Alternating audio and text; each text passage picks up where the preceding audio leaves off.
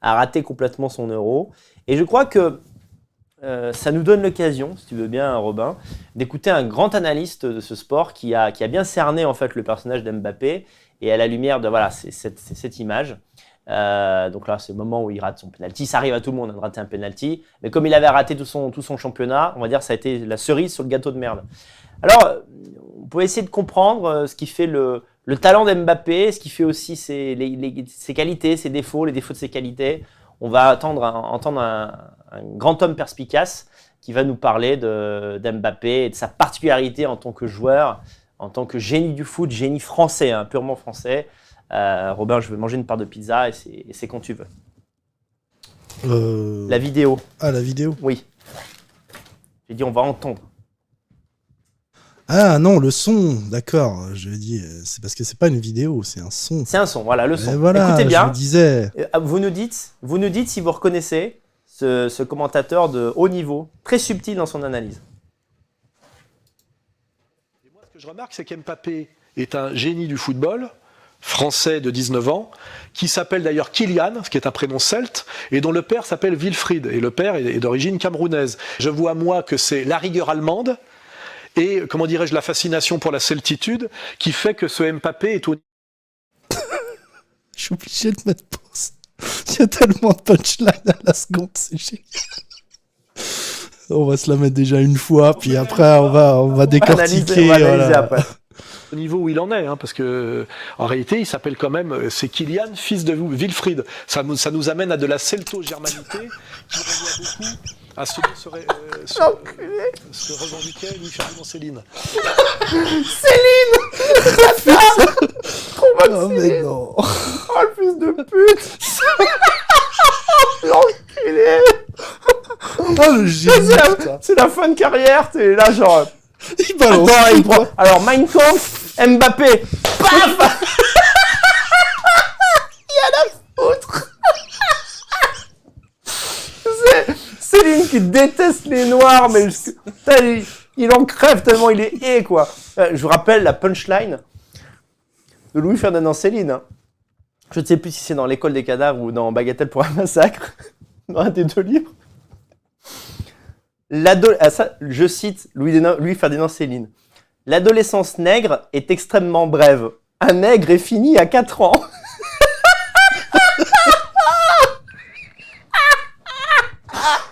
Et t'as Soral qui joue sur l'inculture de son public et qui balance en mode Mbappé, Céline l'aurait adoré. œuf, jambon, fromage, chocolat, crème chantilly, tout à la fois, quoi.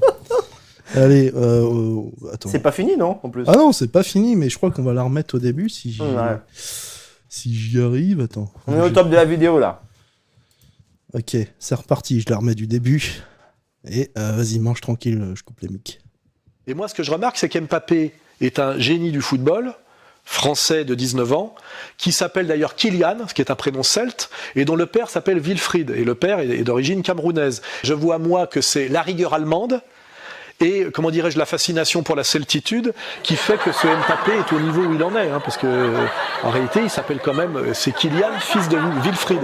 Ça nous amène à de la celto-germanité qui renvoie beaucoup à ce dont se revendiquait Louis-Ferdinand Céline. C'est là où il faut avoir un peu de culture et être capable d'être de droite. Hein, voilà. Donc les gens qui crachent sur Mbappé comme Zemmour n'ont pas compris. Et Mbappé, c'est justement le vrai génie français qui échappe totalement à Zemmour, qui n'est pas un vrai Français. C'est que la France, cette France de la famille égalitaire d'Île-de-France, cette France de la monarchie catholique qui a donné Pocahontas, est capable, effectivement, en sachant se servir de sa profondeur impériale, se servir d'un Wilfried, qui est un éducateur sportif avec une rigueur allemande, qui est le père d'Mbappé. La mère était une internationale de handball d'origine algérienne. Et ben, on arrive à produire un très bon Français, bien élevé, qui joue un football merveilleux et qui porte fièrement le maillot français et qui va le porter pour les années à venir. Et moi, je le dis bien, je suis fier que la France soit capable de produire, parce que c'est un produit, c'est un produit typiquement français et de synthèse française. Je suis fier que la France soit capable de produire des Mbappé, et je dis bien, moi, je sais à quoi sert Mbappé et je ne suis pas capable de faire Mbappé moi, alors que Zemmour, je peux très bien le faire. De même que je peux faire Marc Bloch, il n'y a pas de problème. Donc je pense qu'on a plus besoin aujourd'hui des Mbappé que des Zemmour. Zemmour est un fauteur de guerre en France, alors que Mbappé fait de la réconciliation nationale, puisque à travers la victoire de la France, Il y a tout, il y a de tout. la réconciliation nationale. Je veux dire, à un moment donné, on communie tous sur le drapeau, on est fiers d'avoir gagné.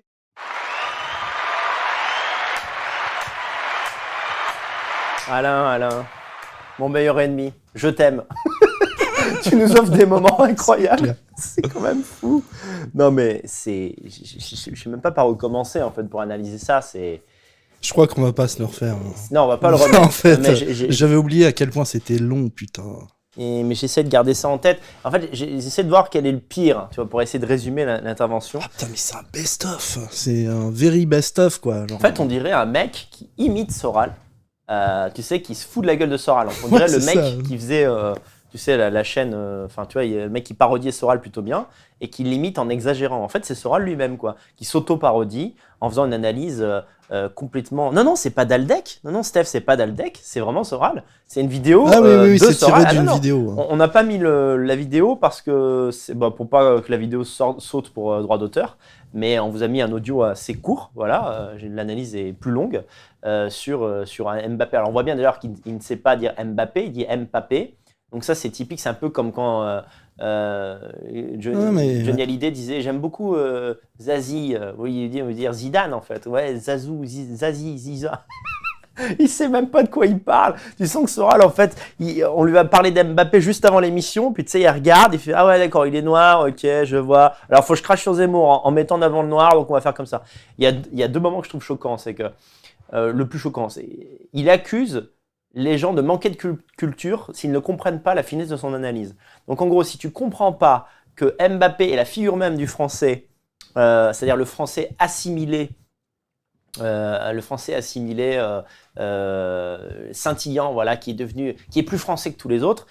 On voit bien ici que Soral a la ligne à la fois des souverainistes antiracistes, c'est pour ça qu'il l'adore, qui est malheureusement encore une ligne assez majoritaire dans le camp de la droite, et la ligne en fait qui est de l'assimilationnisme républicain. Il se félicite que Mbappé en réalité soit français, alors que Mbappé est un très bon joueur de foot, d'accord, on le nie pas, mais il joue pour la France, il n'est pas français. Être français, c'est pas porter le maillot bleu. Être français, c'est pas avoir la carte d'identité française. C'est des tas de propriétés qui sont millénaires en fait, être français, des tas de caractéristiques. Mais en fait, Soral, avec son arrogance habituelle, je sais pas si tu te rends compte, un public fragile qui le suit et qui pourrait dire, mais attends, il dit des conneries là quand même Soral, là, attends, Celto-Germain, juste parce qu'il s'appelle Kylian, en fait, ça lui donne des propriétés, genre comme si les propriétés de race était un truc de super-héros, quoi. En fait, il suffit d'enfiler la cape et ça y est, t'es le grand champion. Mais c'est incroyable. Et en plus, il leur dit, il faut avoir de la culture, parce que sinon, on comprend pas ce que je veux dire, quoi. Alors le mec qui est con, il dit, non, mais c'est vrai, en fait, ça doit être plus subtil que ce que je crois. J'avoue que là, j'ai pas compris. Mais le pire, c'est qu'il dit que Mbappé est plus français que Zemmour. Ouais. Alors que si on adopte son point de vue assimilationniste de merde, qui est plus français que Zemmour? Zemmour connaît l'histoire de France à 100%. Zemmour est patriote. Ouais, c'est honteux. Zemmour est contre l'immigration, tout ce que vous voulez. Objectivement faux. Objectivement totalement débile. Il dit le contraire de la vérité. En fait, on en rit, mais il y a un aspect un peu rhéteur et sophiste démoniaque. C'est-à-dire, il va te dire qu'un footballeur débile qui ne sait pas qui n'a aucune goutte de sang européen, qui ne sait pas ce qu'est être français, est plus français qu'Éric Zemmour. Enfin, c'est Soral. J'insiste, ça faisait des mois que je n'avais pas parlé de lui, peut-être même une année entière, alors que c'est un homme dangereux, quoi. Il devient dangereux parce qu'il produit que des fausses analyses à la chaîne. Il est monstrueux, il est absolument monstrueux. J'ai pas les mots, quoi. J'ai pas les mots. Alors, il suffit de s'appeler Kylian. Ah ben, moi, je suis con, j'aurais dû m'appeler Gwenaël. Si je m'étais appelé Gwenaël ou Kylian, on m'aurait pas traité de Narbo dans la dissidence. Ouais, non, mais n'importe quoi, Soral. Faut arrêter. Enfin, à un moment donné, stop, quoi. On avait rigolé, en tout cas. Oui, et Feral Drac nous dit, oui, du coup, il se contredit puisque Zemmour a un prénom nordique. Bah oui, il s'appelle Eric, alors il est assimilé aussi, Zemmour. Mais n'importe quoi, de A jusqu'à Z, c'est n'importe quoi. J'ai pas les mots, quoi. Alors, je vais avoir besoin d'une minute pour brancher mon PC, parce que je voudrais le maintenir allumé, il n'y a plus de batterie.